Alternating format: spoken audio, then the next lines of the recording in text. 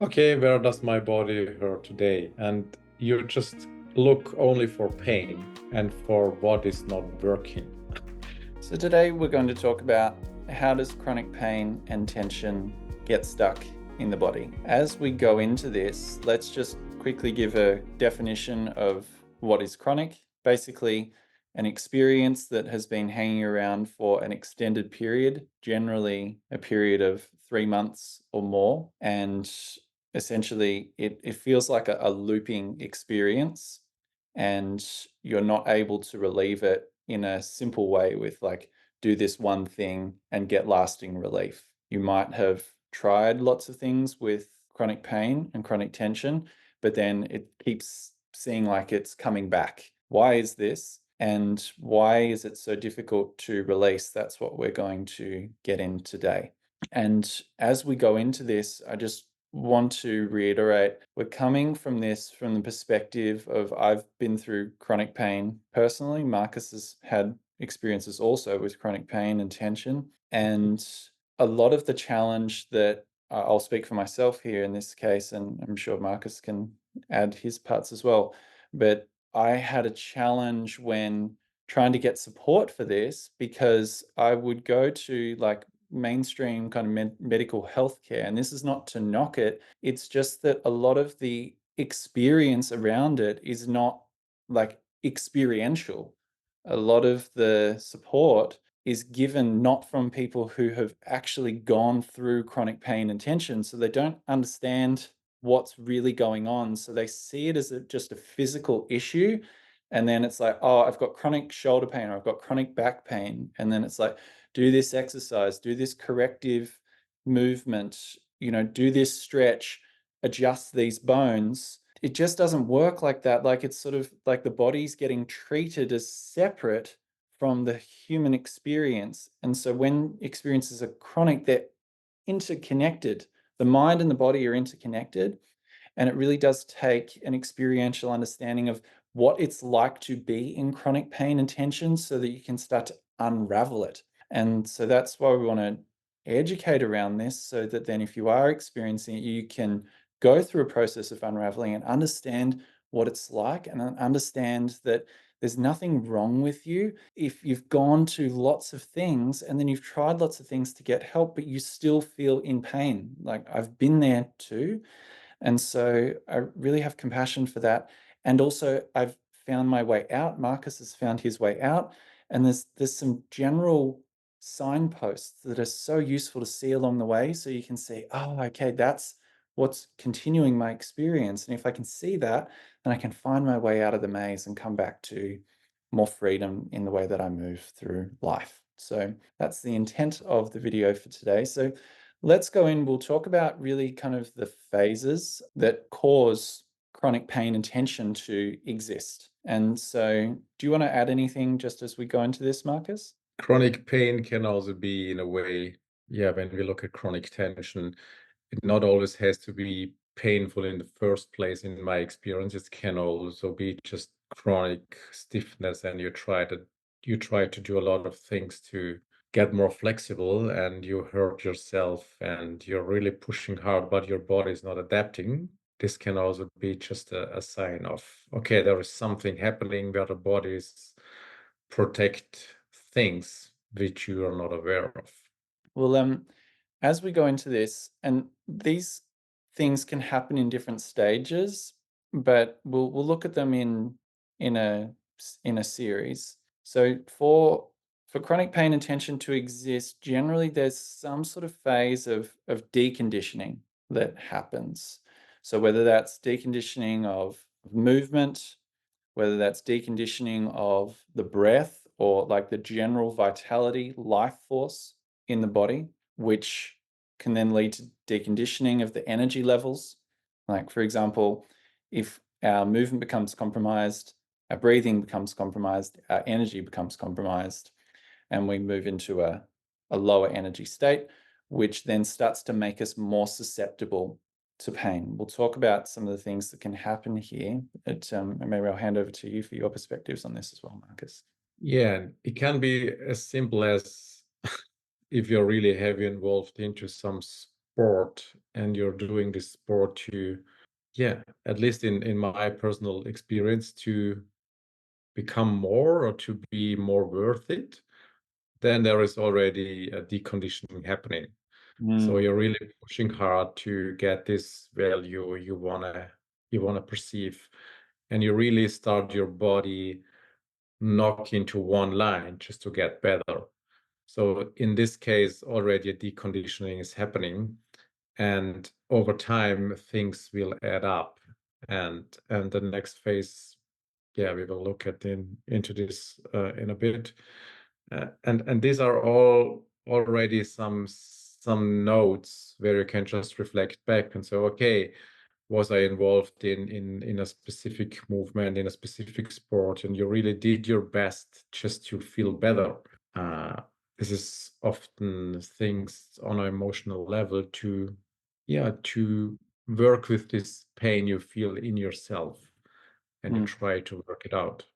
Yeah, yeah, I can really relate to that. And I think it's good to highlight because this deconditioning phase can happen in two parts. It can happen either like due to inactivity or like overactivity on it, like a very specific pathway. And like in the case of sports, it's like we, you know, it's a funny thing of you'll feel like you're getting fitter and all of the things because of the sport, but often what's happening is you're getting hyper conditioned in a very specific series of patterns, which Yeah. can then cause deconditioning for the other things. Like, as an example, let's say you're playing tennis, you're getting hyper conditioned to, when you look at a tennis player at a professional level, the difference between their dominant arm and their non-dominant arm is significant. It's like visibly different. And so they're really conditioned on one side, and because then developing that pattern over and over then can start to develop problems either from overuse of that area, and then they've got underuse of another area. So this is kind of some of the things that we can mean as well with the deconditioning of it's taking the system out of balance because we're hyper focusing on something, and I think that that's really useful. And there can often be those emotional drivers. Like, I can relate to that as well, of always pushing myself in my sports to achieve and accomplish. And like, even if I had injuries, I would always be trying to get back into the sport as fast as I could, not fully recovering, because my achievement, my feeling of wanting to achieve and to be valued was higher than actually my connection with my body. And like, really, because that wasn't as fun and it wasn't as validating. It didn't give me all those feel good hormones and all of that sort of stuff. So I wanted to get back to that as fast as I could. And so I overrode my body and then continued to reinforce that deconditioning. So Yeah, I can relate to that. yeah, It was the worst day when I woke up and my body was giving me signs of a slightly infection. And so, oh fuck, my training plan is not working out now. It was the worst thing I experienced in those days. Like, oh fuck, I have to train. yeah. So then it can build up, and then it's like the moment, like we might have a series of smaller injuries, and then we can have a bigger moment where it's like, oh, it's actually can be a traumatic experience of I then got this pain and it really stops me in my tracks. And, Yeah. for me, that was when I had my initial spinal injury that uncovered an underlying scoliosis that wasn't diagnosed, that I was living with before. But then here I am, like, overtraining for years, depleting the life force in my body, thinking I'm getting bigger, faster, stronger, all of that sort of stuff.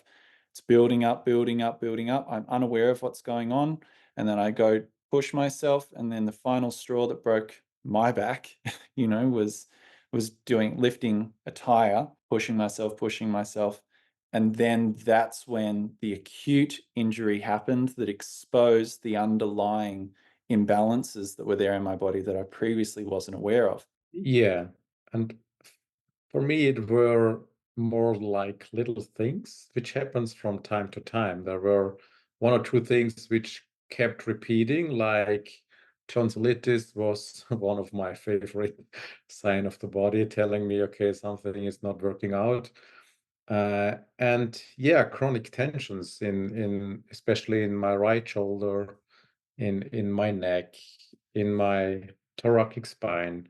But I just pushed this away in a way of, oh, it's not that important. It's just like if I'm trained hard, there will be some deficits happening. This was my excuse.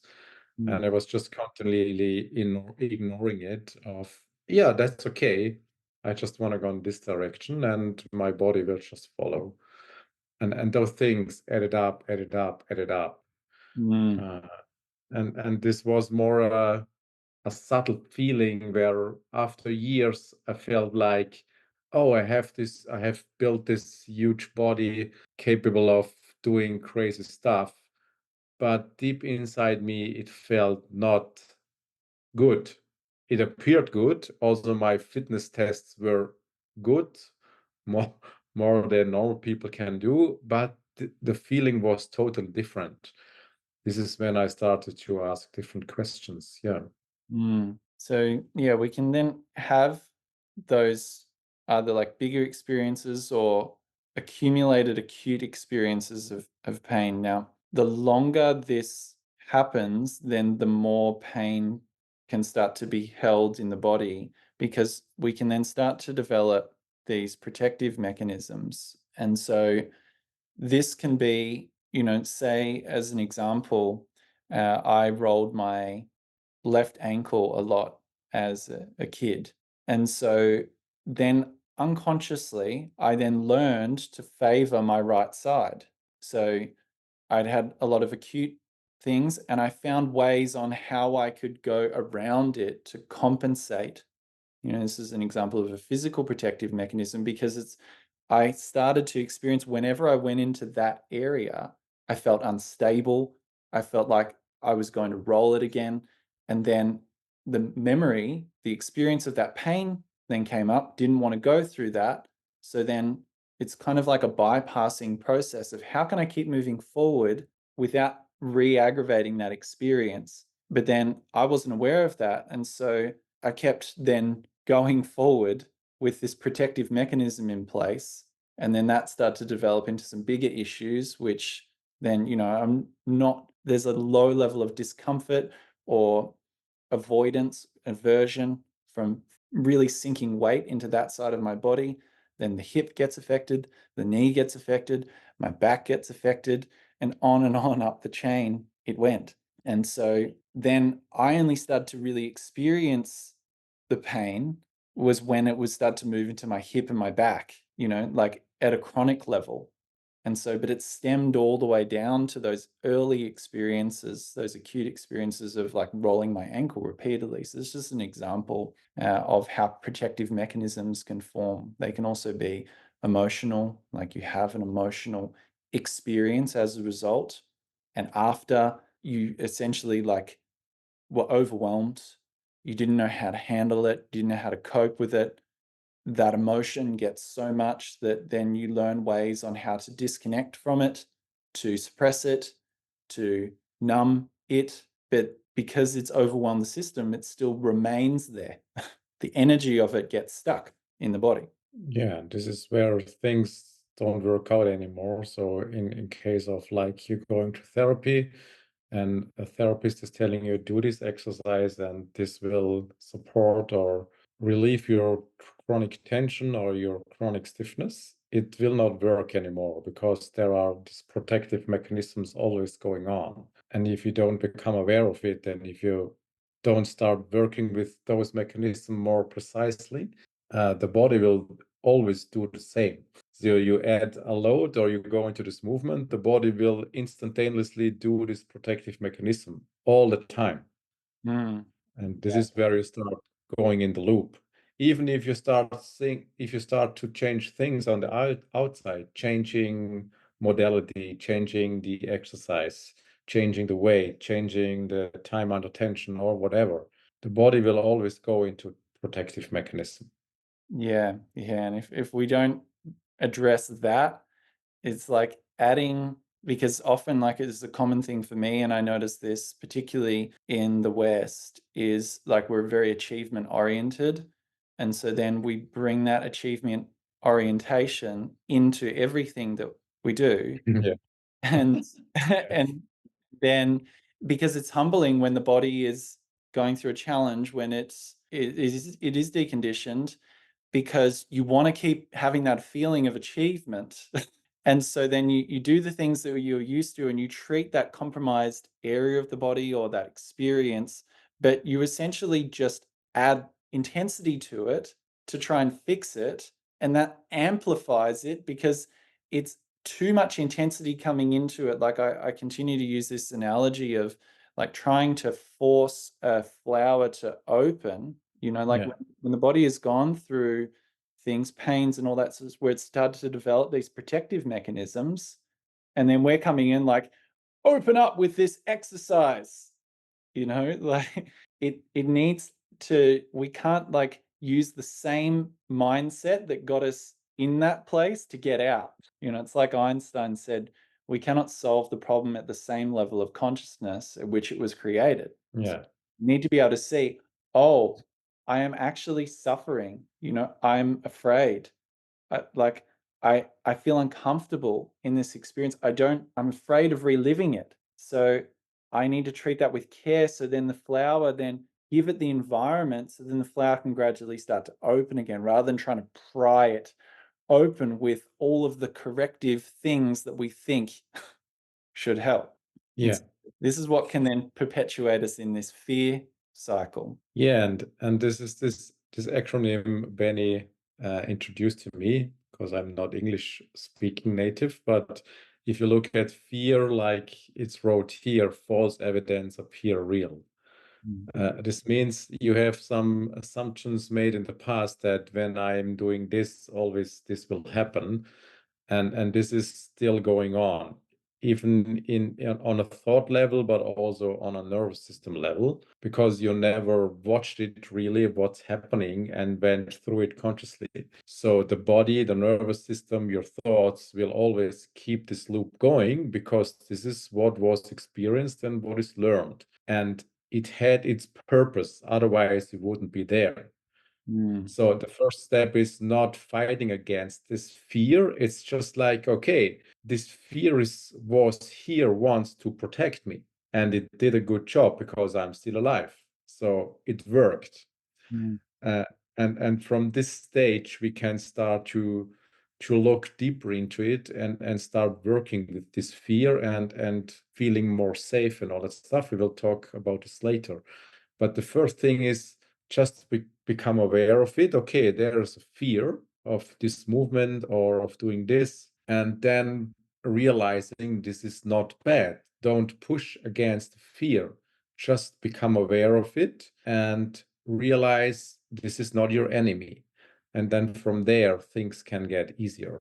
Yeah, and it comes up like, if you consider all of the things that lead to the fear forming in the first place, is like there's a buildup of experience, and kind of like, when I did this, then that happened, and when I did that, and that happened, and I don't want to keep doing that, or I don't want to do this again, because then this painful thing will happen again. So it kind of can put us in this box where it's like, I don't want to move that area again. I don't want to feel that feeling again, because it's too painful for me to consolidate. And Yeah. so the challenge can be, though, that then we live in that experience even when it's not directly happening. So that's where the false evidence appearing real comes in, of, I think it's like my hypothesis is all out of whack at that point.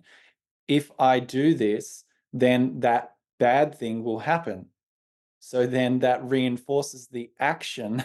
So it's like, when I move, my back hurts.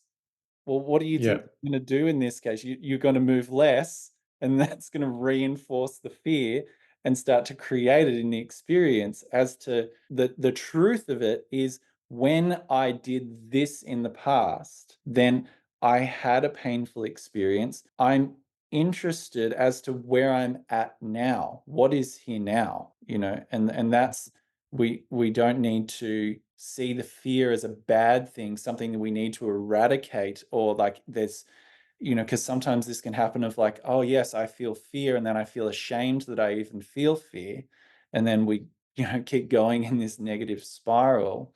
But all we need to start to do is to see it, like you said, Marcus.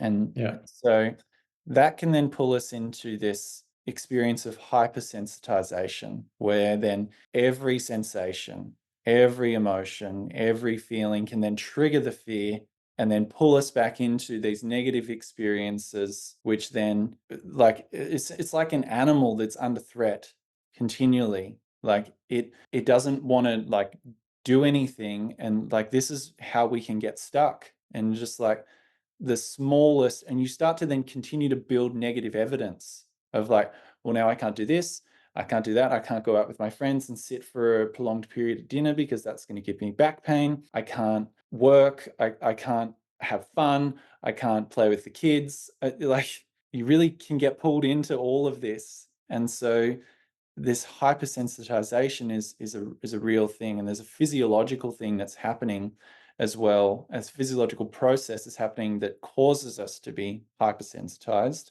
which is when the life force in the body, so like the breath gets compromised, then the waste products in the body build up, particularly carbon dioxide. Now this biologically starts to then make the body more acidic. When the body's more acidic, then the nerves start to kind of essentially like do this and become like more receptive and sensitized to pain. So it's sort of like we're very much in that kind of closed fear, and it's a wonderful protective mechanism actually, because it's like when you're in a compromised state, when you're in a weakened state, you need to become hyper attuned to threats to protect yourself. And so it's like and this is happening inside us. And so, but physiologically, like the nerves are like in a very hypersensitized state. So it's like, it's not just a mental problem at that point, it's a physiological thing happening in your nervous system that's because all of this life force has dropped down and the environment's more acidic. And so we'll talk more about kind of how we can reverse this as we go into it. But all of that then kind of leads us into you're going to move less, you know? Yeah. Yeah. And it starts often in the morning that the first thing your mind is scanning, okay, where is the pain today? You're not looking for anything else. Just like, okay, where does my body hurt today? And you just look only for pain and for what is not working. Yeah. And so you start your day, and so you end your day. And as Benny mentioned before, your evidence that there is pain and you're not able to move and everything is not working out, this will accumulate, accumulate, accumulate. And your reality of chronic pain and tension will get just stronger and stronger and stronger, just because of this hypersensitization and not moving anymore, because not moving is also not the solution. The body needs movement to heal. Otherwise, it will not work out. Even if this movement is just breathing consciously, this is already movement happening in the body. You need some conscious movement, otherwise the system will be stuck forever. Yeah, I think that's a really good point of really this next bit. So like that's how it gets stuck, right? If you Yeah. can put all of that, and you hopefully can start to see, no matter where you're at, some of the things that maybe you can relate to these experiences and see that there's nothing wrong with you. See that like these things build up over time. And this is why it's not just then a simple of like you can exercise your way out of it. And so how do we start to reverse this process? Let's go through that now. There's kind of 5 things that are really helpful. So you could do these in any particular order, of course, but we'll go through them in a synchronized order. So we can increase the life force in the body. So like we were saying before, when the life force gets dropped, the breathing gets compromised, then the environment of the body starts to build up waste products. Carbon dioxide is one thing. It's not just carbon dioxide, like then mucus can build up in the body, the lymphatic system gets stuck, all of that sort of thing. Like there's stagnation in the body. So if we can start off going through a process of just starting to have an intent to bring in more life force in the body. When we start to do that, and if we do that in a way that has some awareness, we're not then trying to do some sort of crazy breath work and then go into like hyperventilating. I'm going to bring in all the life force in. That's the same thing that got us into this duck place in the first place. But Yeah. it's like creating that nurturing environment to support your vitality and your health to start to build up. What happens when we start to do that? Consider it as sort of like building back strength with your breath. And initially, you might feel like a bit of lightheadedness as your body starts to get more efficient at taking in and processing that life force. But as you're doing it, you get better at clearing out those waste products. Particularly, let's talk about carbon dioxide here. And then also, it improves the production of a substance called nitric oxide. And nitric oxide is a known vasodilator. So basically, bring in more life force into the body, clear out the waste products, nitric oxide production starts to go up, and then the circulation through the system starts to improve. And then that already can start to help without doing any localized corrective exercise, start to then desensitize a lot of those nerves that started to get hypersensitive. And so we're kind of creating the environment. It's sort of like if you're growing a plant, don't try to put it in lifeless soil, because it doesn't matter like how much you water it at that point, how much sun it gets. If it hasn't got the nutrients in the soil, then it can't pull from those nutrients to grow. So it's a basic analogy of looking at it. So we want to put as many nutrients into the soil, into the body, to then give it the building blocks. So then we've got the fuel for the journey ahead. Yeah, well put. Yeah. And then in the second stage, what will happen naturally, because if you increase life force in the body, you become more aware of the body and also of its sensations. So what I want to say with that is you become aware of the rest of the body and not only of the pains. And this is where you start reconnecting with your body and seeing, oh, the body is much more, and not only this pain and this pain and this pain and this problem.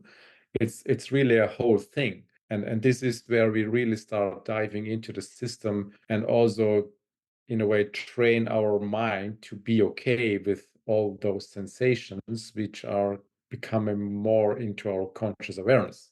And this can be a very humbling stage, and really gentle movement, really soft movements can be really also supportive on this stage to really reconnect and see, oh yeah, I can move this finger without pain, and I can move this joint in a range where it's not hurting. So you start collecting positive evidence already that the body is actually a safe place, which we have here on the fourth point. But it starts with connecting the body and feeling the body as it is, not only through the lens of pain and all that stuff going on you were used to. Yeah, and like I see this can help mentally as well, because this is different for often the way that a lot of people have exercised, is like they can't always see the direct connection or point of, well, my back hurts. Why am I like focusing on feeling my hand? And Yeah, it's kind of like strength training for your ability to feel, yeah, and because often we disconnect from those strong sensations. So, and then trying to fix them is like going straight into the sensations, which then we get overwhelmed again. We haven't got the resources or the capacity to face it. So then it reinforces the negative pattern. So by starting to connect with areas that feel safe, it starts to then build our capacity to feel and starts to reaffirm, I can feel my body. And then we gradually kind of build up our level of resources to connect with those more challenging experiences. And so this is a really useful way. Initially, it does seem indirect, but there's a bigger picture on like start small with the areas that are safe and then build up. So then it essentially builds your confidence in your body, you know? Yeah. And so And in yourself that you can change things. yeah, which is a really important thing of like that underlying belief of like, I can face this. Yes. Yeah, which then along the way, as you're working with things, the fear will likely come up, you know, because you'll go from like sometimes when the pain happens, we get stuck in this familiar territory, this box, and that's all we know. It's sort of like a fish in water doesn't recognize the water because it's like we don't recognize the air because it's like this invisible force, but it's the life force that sustains us. And so as we're moving out of these familiar experiences, we can then get into this space of I'm going into the unknown. And what I don't know doesn't always feel safe. So it can sometimes feel safer to stay stuck. So when the fears come up, you might then move into an area and like sense that pain coming on, and then the fear might rise up. All we need to do at that point is start to just see it, see any negative assumptions that we have. So then it might be like, I can't do this, my body's failed me. See, I told you so. Like, I'm always going to be in pain. And all of these things, you see it and go, oh, that's interesting. You know, it becomes like a real process of awareness where we don't need to then change it. We then start to continue to, as we go into the next point, like build new evidence. So it's like initially that fear might have been, my body is broken and I'm afraid to move it. Yeah. Because when I moved it, then that's when it aggravated the pain again. So then you start off establishing, well, I can move my hand as an example, and I can wake up the next day and everything's still okay. That starts to then build new evidence. My hand's safe. And then on and on and on, we map that experience of safety through the whole body. So then when sensations come up again that might be painful, it's like, oh, okay, I can handle these painful sensations. There is always an area of my body that I can connect with and work with rather than the whole thing. I am completely consumed by fear and the whole thing is unsafe. Yeah. And just going through the body and just move the arrows in the directions where they are feeling good and safe, as Penny mentioned. And Yeah. when you do this for a prolonged time, you have collected so much evidence that you find every time you connect with your body, there are areas which feel good and safe. In this phase, you really start to be connected with your body all the time. And then tension and all these negative assumptions can less add up because your degree of awareness is just more, you're more aware and you see what's happening and not always going away and coming back and all the stuff added up. You're just watching it, adding it up. And this is where the safety even more starts to increasing because you can see, oh yeah, I can manage this and make different choices Mm, and support the body in relieving all those things mm. which are unconsciously get stuck. Yeah, initially, if I just reflect on my own journey for a second, initially you will likely feel more Yeah, and like those things will come to the surface. And what it brings us into, this is what really helped me, is I started to see how I am co-creating those experiences. You know, rather than feeling victimized by all of this is happening to me and my body is against me, I started to see, oh, as I'm like working with different things, oh, okay, like I can do stuff and my body starts to follow what I'm doing. I can, and like one really big thing was like I can I can be in this tension. Like this happened a lot when I was practicing standing meditation. I still practice of like, okay, I'm feeling this tension. Let's say my arms are in this position. and like all the tension is rising up and building up in my shoulders, and I don't know what to do with it. And then I'm like, I practice facing this tension and I keep breathing. And then just a little bit, I then start to feel, oh, I'm creating this tension because I'm reacting to the tension itself of like, I don't want to feel tension, so I tense up more. And then I start to see, what if I could just like relax that tension a little bit? It's like it's a very powerful experience when you let those experiences come up as you're ready, and then you start to go through a conscious process of, I can relax in the face of challenging things. And once that starts to happen more and more, it's a very beautiful process where you then say, oh, I can go through pain. I see that pain is an important signal that's letting me know that something's happening. And I can see that happening, and I see its usefulness. I see that it's not an enemy. I see that I can work with it, and I see that like it's there to help me, because like I sometimes say this when I work with people, is like, you say that you want to become pain free, but you don't really want that. And they're like, no, what do you mean? That's all I want. And I was like, all right, well, picture it this way. I took away all of your pain. You felt nothing. And then tomorrow you're having a conversation with a friend and your hands there and you don't even realize it's on the stove. And then you start to smell, what's that smell?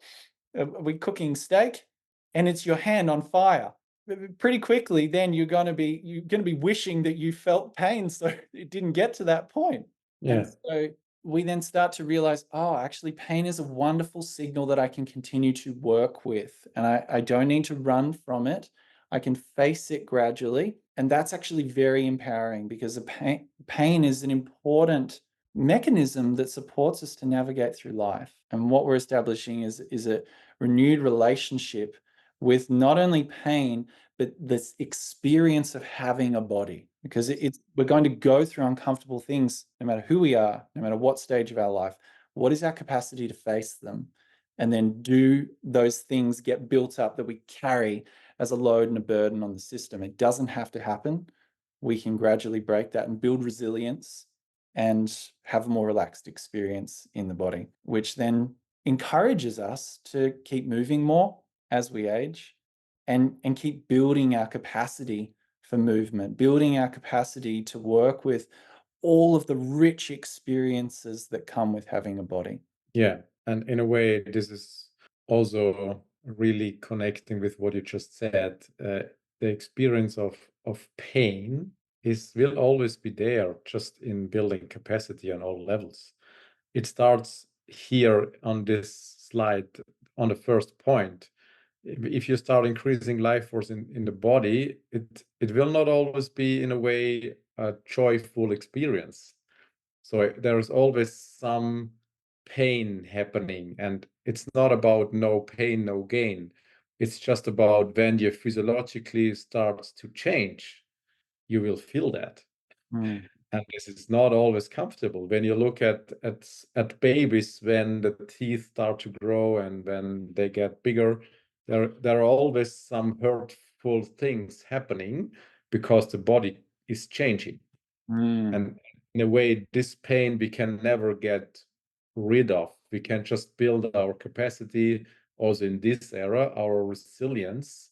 So we are not hypersensitive, and then things starts to add up, and it just reconnecting to the circle we shared before. You can see all those things go hand in hand when we are aware of and when we are doing things consciously. Mm. We just start doing the thing in the right order, and capacity is the natural consequence which will build up.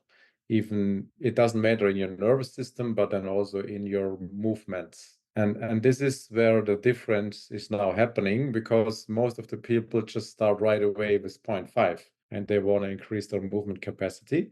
And really you can see now this is not working when you're in chronic pain and tension.